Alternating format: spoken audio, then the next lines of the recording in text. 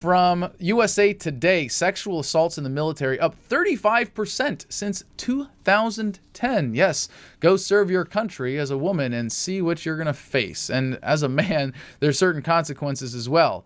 Maybe this has something to do with certain uncomfortable opposition to allowing gays in the military. I mean, if you can't stop the troops from raping each other, a little gay cock in the mix might make some uncomfortable. Pentagon estimates of how many troops are sexually assaulted show that numbers increased by more than a third since 2010, from 19,300 service members believed to be victims that year to 26,000 in 2012, according to a Defense Department survey. That's their numbers.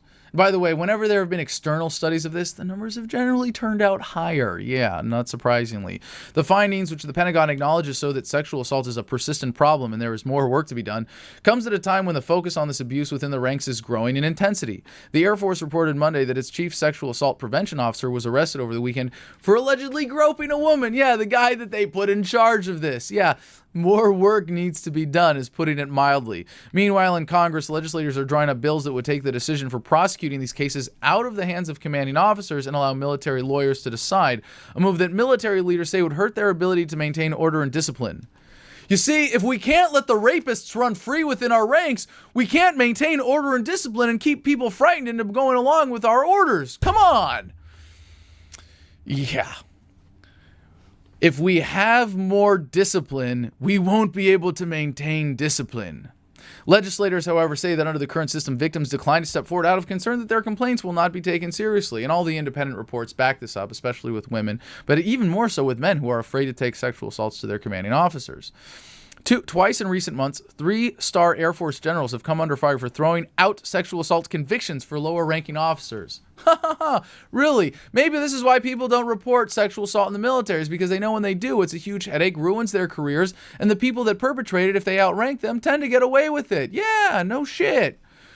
According to the Pentagon survey, only about 1 in 10 people who were sexually abused stepped forward to complain last year. Wow, that's far lower than the civilian rate, but 1 in 10.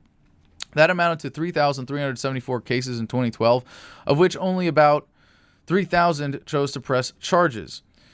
So not even all of the ones that led to complaints led to charges. Far fewer victims report sexual assault that are estimated to experience it on an annual basis, according to a summary of the Pentagon findings. The survey revealed that while the rate of men suffering has remained steady since 2010, the rate of female victims increased from 1 in 23 to 1 in 16 just last year.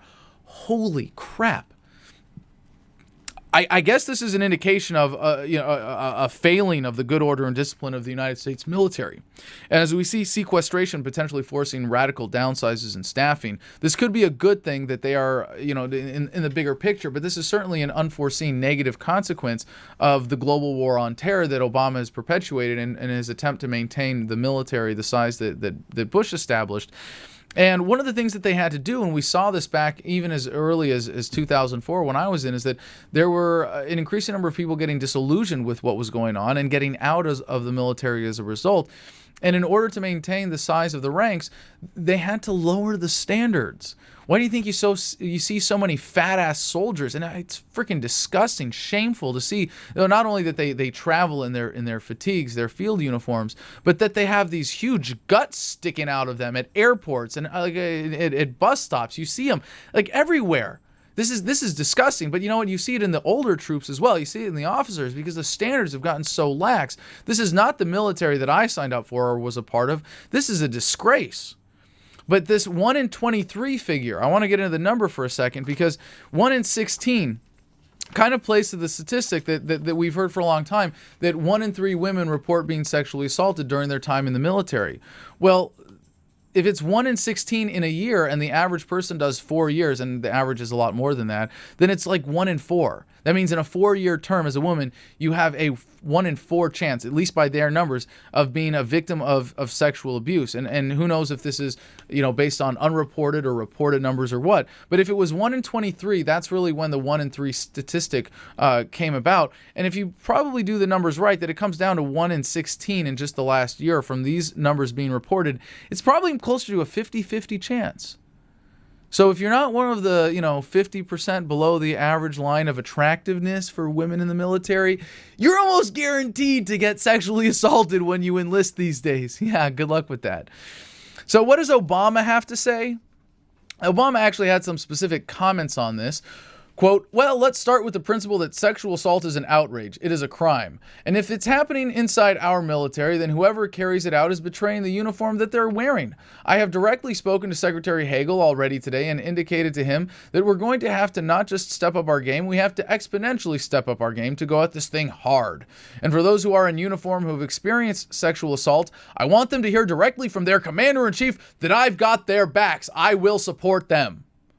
Well, I'm sorry, Mr. Commander-in-Chief, but with 1 in 10 actually reporting assault, I'm sorry, they don't believe you.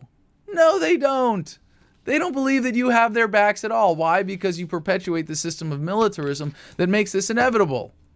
Also, Tuesday, Air Force officials addressed the latest sex scandal to hit the service, the arrest of the officer who led its sexual assault prevention and response branch on sexual battery charges. General Mark Welsh, the Air Force Chief of Staff, told the Senate Armed Services Committee Tuesday that he was, quote, appalled at the deeply troubling allegations against Lieutenant Colonel Jeffrey Krasinski, who was arrested early Sunday morning in Arlington, not far from the Pentagon, after he allegedly grabbed the breasts and buttocks of a woman he did not know.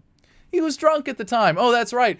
Do the legal drugs. Do the drugs that Obama wants you to do. Have a beer summit and go grope some boobs. There you go. Have a party. FTA. Right.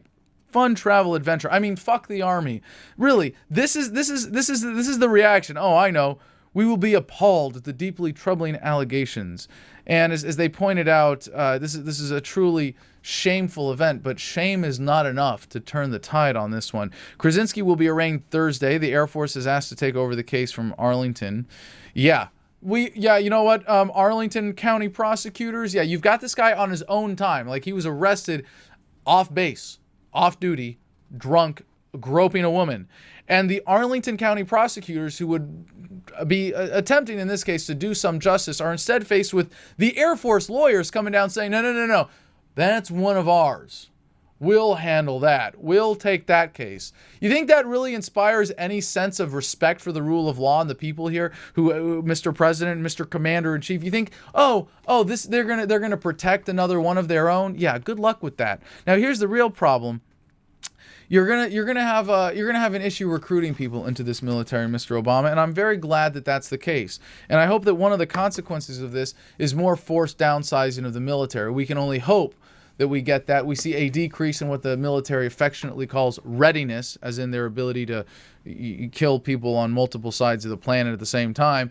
And we see a return to the United States of so many troops abroad, and at very least living up to the idea that the Department of Defense is the Defense Department, not the preemptive war department. And if we're going to be subject to the defense racket of the U.S. government, we can hope that it at least sort of lives up to its own promises. But we know that if it was, then it wouldn't be the government racket. We would have a private defense agency capable of defending us far more effectively, efficiently, and without these gross moral crimes being committed that we experience when we trust the government to keep us safe. Ma'am, were you saying that people should be shot for passing out those bad flyers? He was filming everybody talking about, get the camera off me, dude. Get the camera off me. No, keep filming. Social changes he wanted and trying to get things equal among everyone.